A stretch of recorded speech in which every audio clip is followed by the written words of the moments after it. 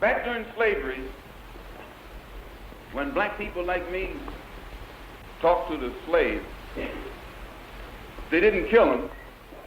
They'd send some old house Negro along behind him to undo what he said. You have to read the history of slavery to understand this. There were two kinds of Negroes. There was that old house Negro and the field Negro. And the house Negro always looked out for his master. When the field Negroes got too much out of line, he held them back in check. He put them back on the plantation. The house Negro could afford to do that because he lived better than the field Negro. He ate better, he dressed better, and he lived in a better house. He lived right up next to his master in the attic or the basement.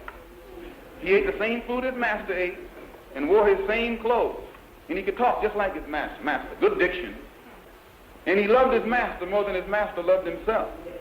That's why he didn't want his master hurt. If the master got sick, he'd say, "What's the matter, boss? We sick?"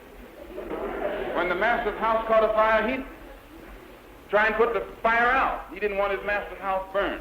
He never wanted his master's property threatened. And he was more defensive of it than the master was. That was the house Negro.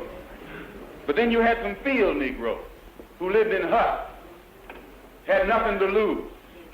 They wore the worst kind of clothes, they ate the worst food, and they caught hell. They felt the sting of the lash. They hated their master. Oh, yes, they did.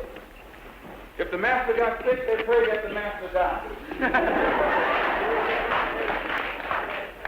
If the master's house caught a fire, they prayed for a strong wind to come along.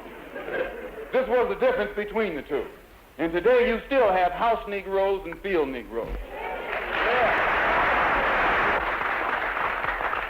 I'm a field Negro.